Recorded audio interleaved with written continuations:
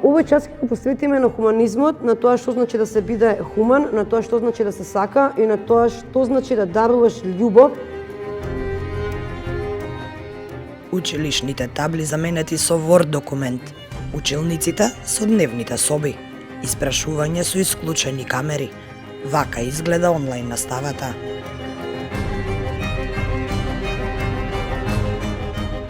За оние кои можат да ја следат, но не и за речиси 40.000 деца кои немаат технички средства. За да се следи онлайн настава, освен IT вештини, потребна е стабилна интернет врска, како и солиден компјутер или друга соодветна опрема. Истите услови важат и за наставниците.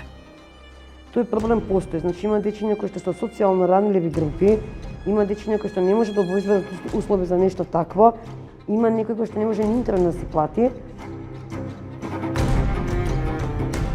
Според последните официјални податоци, во првото тримесечие од 2020 година, околу 80% од домаќинствата имале пристап на интернет од дома.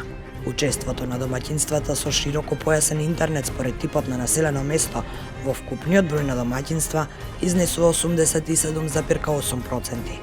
Ова би значило дека околу 20% од нив не се во можност да бидат дел од дигиталниот образовен процес.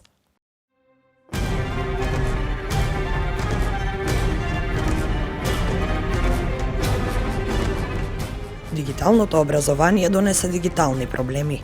Проблемите беа најавени уште со одложувањето на почетокот на учебната година поради нестабилноста на онлайн платформата. На онлайн учењето не требаше да се навикнат само наставниците и децата, туку и родителите. Родителите се жалат на недоволен капацитет на дел од наставниците да предаваат онлайн. Поради ова, велат дека тие се претворени и во наставници, и во IT поддршка кога се појавуваат технички проблеми. Техничките проблеми често се извор на недоразбирање во односот наставник-ученик. Ако среде тест се случи прекин на интернет врската, ученикот тешко добива втора шанса.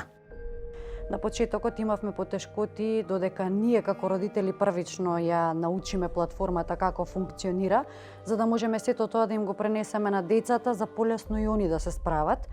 На почетокот имаше некои мали проблеми каде што не можеа да се приклучат точно на време, да бидат на време, да пристапат на самата платформа за да ги реализираат часовите.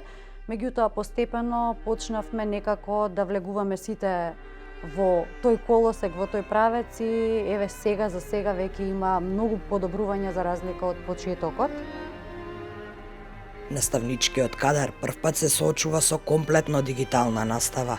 Тие од празни училници, преку камери, предаваат лекции, испрашуваат и оценуваат. Значи мене ми беше многу тешко.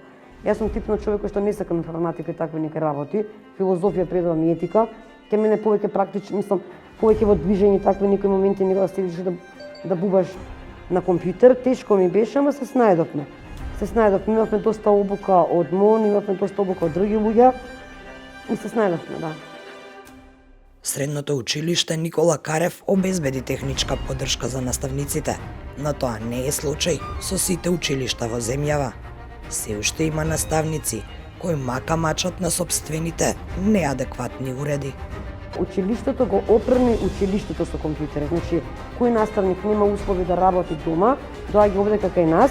Ова го направи бившиот директор, кој што замена беше веле директор, го опреми скроз училиштето, има техничка поддршка, тие што не може да работат од дома доаѓаат тука, се договориле на тој начин.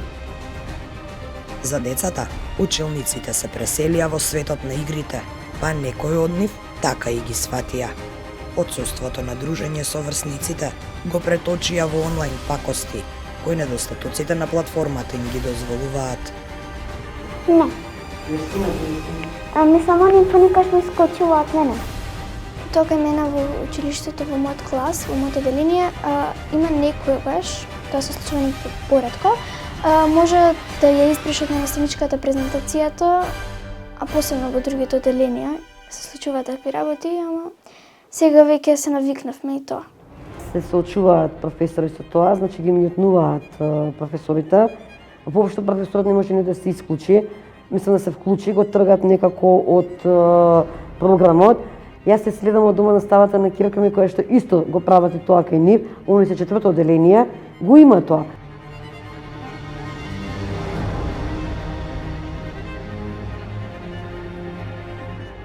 Националната платформа ќе биде многу повеќе од добра замена за традиционалното учење. Ученикот преку компјутер, телефон ќе може да ја гледа училницата и наставникот ќе може да го гледа ученикот. Дополнително, ученикот ќе може да ги користи сите поставени аудио и видео материјали во платформата и да ги изработува домашните задачи. Праксата покажа низа потешкоти и во следењето на наставата, а уверувањата на министерката не се остварија во целост. За конкретните проблеми во системот, министерката за образование Мила Царовска одби да зборува пред камерата на Центарот за истражувачко новинарство СКУП. За бараното мини интервју не беа побарани и прашања од страна на PR службата, кој тимот на СКУП уредно ги достави и трпеливо чекаше одговор повеќе од една недела.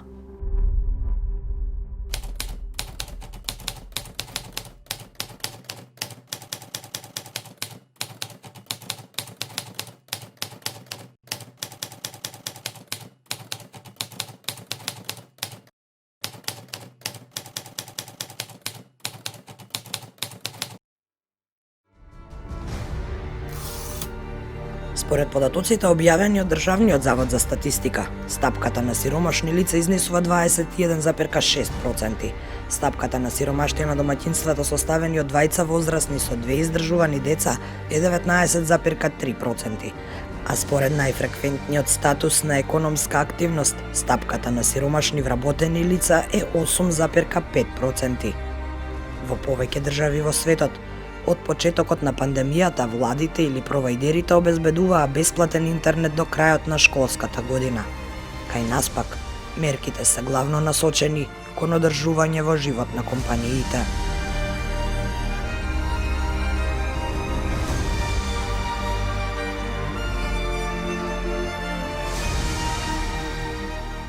Најголем проблем имаат семејствата со повеќе од едно дете, кои мора да обезбедат повеќе од еден компјутер. Но дополнителен компјутер не го решава проблемот. Потребна е и дополнителна просторија. Тек им требаат 2 компјутери, 2 различни простории. Не можат децата да работат на еден компјутер, без разлика на тоа дали се иста смена или различна. Ќе биде мачно да се надеваме дека ситуацијата ќе се среди побрзо додека да дојде тој момент. Помалата ќерка на Пеовска следната година ќе биде прваче. Таа има разбирање за својата поголема сестра, но сепак, понекогаш се случува да и го одземе вниманието додека слуша час. Имаме и помало дете кое што е во период на фаза на рассознавање, на игра, се е интересно, се е ново и тука малце се доведуваме во моменти кога не можеме баш да делуваме секдека, пошто сепак и тоа е дете. И тоа не е свесно за целата ситуација што е наметната и што ни се случува. Па, кај мене дома само сестра ми знае да влезе, некогаш, ама тоа многу ретко се случува, а кај другите има такви работи. Например, родителите се во позадина. Па, где си влегува?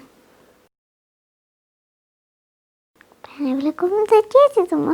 Ти си кога влезе, јас да идам да ја земам. Во слична состојба се наоѓаат и родителите кои работат од дома. Јас предавам на деца 4-та, 5-та, 2-та година, таа е 4-то одделение, значи мора да се запази тишината, незината наставничка вика зашто има позадина гласови, ја викам по моите деца у школа зашто има откај нив гласови, на свеќате. Некако е дисфункционално сето ова, ама да се надеваме дека ќе биде добро, затоа што така треба да биде заопшто добро на сите нас. Па да, бидејќи јас сум на албански, она на македонски, вака не се мешаат зборовите. Условите се дискутабилни, дури и за оние кои можат да си дозволат доволно компјутери. Онлайн наставата на сите им наметнува поголеми трошоци од вообичаената учебна година. Секако дека наметнува, самите барања, нели, за да може оваа платформа да се инсталира, си бараа посебни услови, секако мора да имаат микрофони, секако мора да имаат камери. Сето тоа е дополнителен трошок него ли што било претходно. Значи, мораш да имаш два компјутера, ако веќе сакаш да работиш, мора јасно да има свој компјутер или таблет. Децата исто така мора да имаат камери, затоа што без камера, ако нема камера, не може да се испрашува. Значи, сите тие моменти, у минус сме. Сите сме во минус. Економски сме долар. Најголем е сомнежот кога е во прашање квалитетот на наставата, како и квалитетот на оценувањето. Керка му учи на албански јазик, каде што има два предмета, македонски и англиски нови.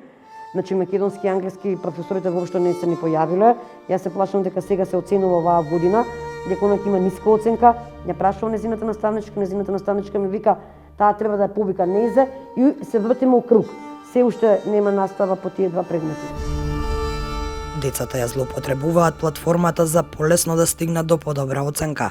Родителите се загрижени за нивниот успех, а наставниците се приморани да бидат дополнително креативни во барањето начини да спроведат објективно тестирање на знаењето. На некои деца не им работат камерите, па не може да се испрашаат тоа. Па обично без камери, ама наоѓаат решение за да ги вклучат камерите. И кога ќе напраша наставничката со таблица, не треба да ги затворим очите. Има начини да се оценат тие деца без да бидеме пали камера или тако нешто слично. Има начини. Тешко е да се оценат како и да они ќе препишат. Секогаш се они попаметни од нас. Колку и да не сакаме тоа да го признаеме, секогаш. Затоа што технологијата иде напред, ме сваѓате, они се цело време со таа технологија. Ке не измамат, многу ке не измамат. Ама нема зашто се лутиме, знаеме како се условите нели. Недостатоците на системот се многу бројни, а последиците ќе ги анализираме откако ќе заврши оваа експериментална онлайн учебна година. Сите, а особено децата, се надеваат дека следната ќе се врати старото нормално и наставата ќе продолжи со физичко присуство. Едно е известно, она што ќе избие на површина е намалениот квалитет на образовниот процес.